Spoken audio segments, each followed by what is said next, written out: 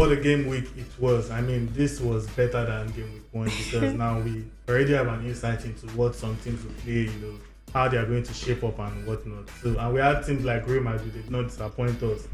Like that first week that they made people cry. So, they knew this time. Well, no, we won't do that again. 2.5 goals and whatnot, Bayern Munich gave us a scare, but they ended up winning 3-2. So it seemed good. Arsenal won, the big boys won. Arsenal won, City won.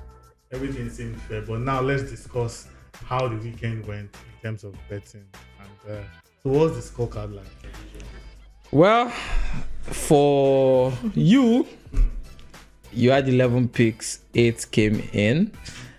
You actually started well, like everything was entry. Ironically, my team, Arsenal, I expected that, end-to-end stuff, Arsenal would be like, there would be loads of corners.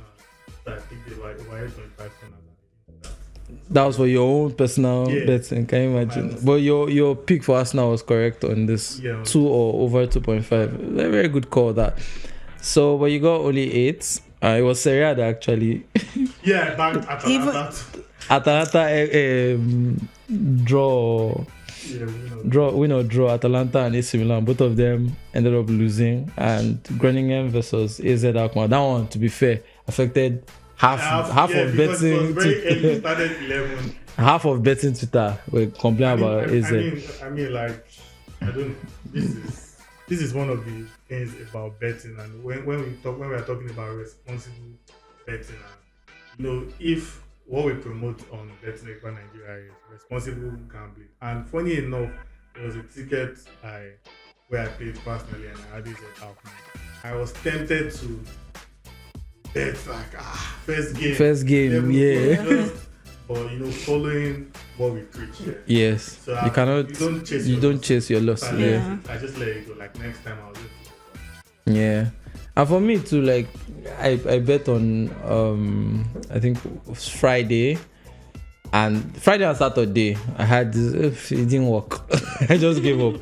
But I waited till Sunday and then I went in again very calmly and I was able to turn 5,000 naira to 35,000 naira. Very, very, very, very. You see, so I recovered whatever I lost before, and I got some extra. So that's a lesson to everybody. Like when you lose, just relax. Just don't chase your losses. Then you can come back and For Ezine, your own was very, very good actually. Ezine got 9 over 10. The only thing that got her was go that she did for Lens versus Brest.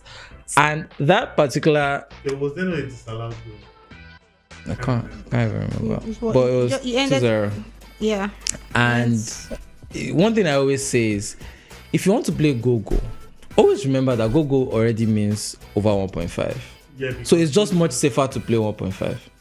Yes, the odds are lower compared to go-go, but it's still 1.5 if you play go-go. But the problem is that one team can just score the 2 goals. So you're like safer if you just play 1.5. If you had played 1.5 there, you would have been a perfect week for you. You were so close. First week she had 8. This one 9. So like, you're doing. I am pained. You're doing. And you see, sometimes just like what we teach, right from when I put this Lens game, I always had the doubt that this was going to be the. I just said no. Let me leave it. I think it's going to work. I'm being sincere. If I was saying like I always had the feeling that this was going to be, but it happened. Think your best call out of everything was actually that Rangers game. Yeah. Because Rangers were home after winning 1-0 away, and you put 1x. Yes, I saw it. Those and guys equalized. They didn't look too good, late. and I knew that with that 1-0 victory in a game that was away but still played at home, the team might feel a bit relaxed. So I needed to be sure that I went in a safe position, either a win or because I knew they were not going to lose. They almost lost that game. Zliman equalized before towards the end. But it was towards the end. Rangers already had the away goal and it just helped them going forward. So you had 4 games from the CAF Champions League. Yes, I told him I was going to be playing my strengths. And it worked out for me. And it worked out, 9 over 10 is not bad. Me, I did 8 over 10, and ideally, I mean, I think I went to overdo the Benfica one. I should have just gone straight win. I did win and over 1.5, and they played 1-0. And then the other one was Leipzig. I wanted to do straight win, but I went 1.5 because, again, like I said before, 30 of the 34 games that Leipzig played last season ended with over 1.5 goals. And their odds were like 1.13 or something for 1.5. So I was just like, yeah, that's just something to add. And the last season when they played 0-0 in a match, it was against the same team, Bochum. But that time they had 17 shots. So I was like, this time around they should be able to, and then they scored, and then it was just sad. About betting, that is important. It's very, very important. I just felt like, yes, as much as that happened, it was an anomaly. It can't happen again. It happened again. No? And, so now looking at lessons, but I got 8/10, Sha. So looking at lessons learned, I like that we are keeping a scorecard because it reminds us where we went right and where we went. And if there's anything I've seen from the opening 2 weeks relating to my own scorecard, is the fact that I should just avoid Serie A games have been costing me.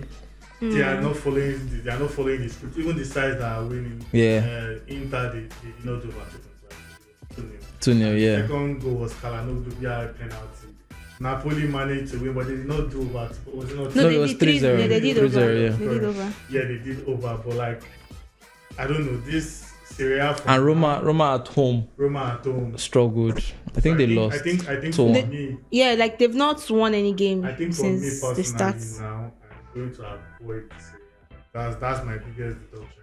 We always, it's part of the things we preach here that have like a sheet where you are seeing that it's like I'm good at this league. So I know this is the league that's coming through for me. For German leagues, Premier League, they're usually always solid, but you see Serie A, I'm avoiding them.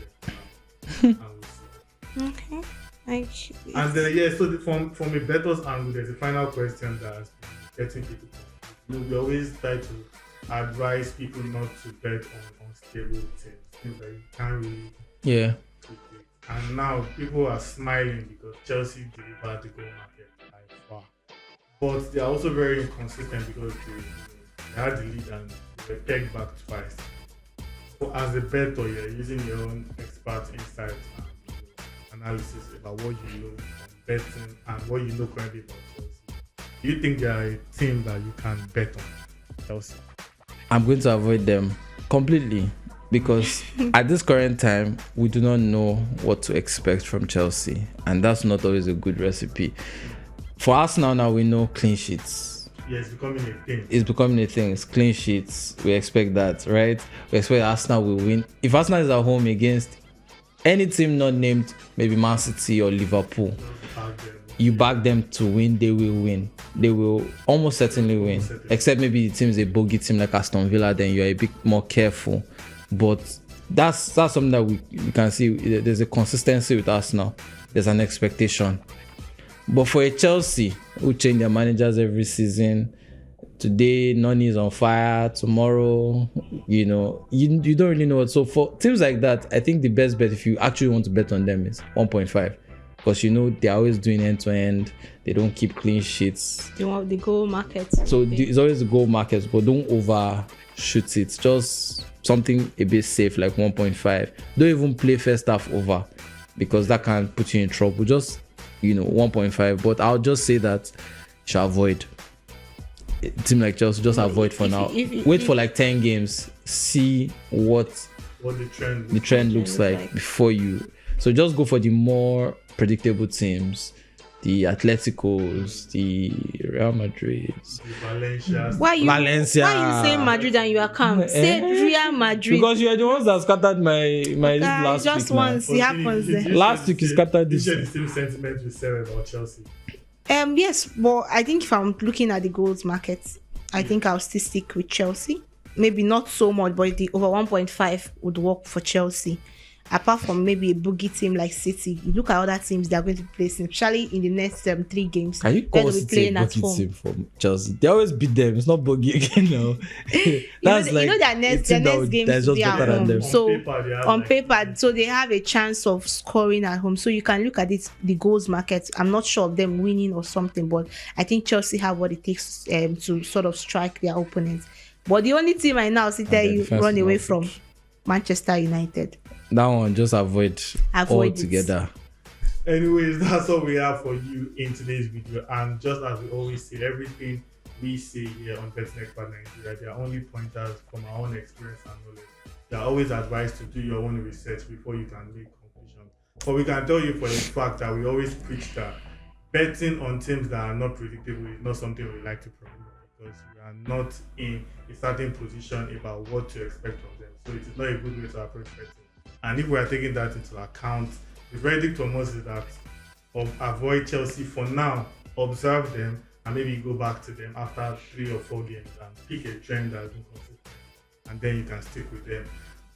From the betting scorecard, we are all getting close, and I can see there is a weekend coming. I think it's probably this weekend where all 3 of us will get our picks accurately. Yeah. But until then, it will remain your best channel for responsible and safe gambling. It will remain your best channel to get all the tips, insights, analysis, and predictions on your best matches. Until we come your way next time,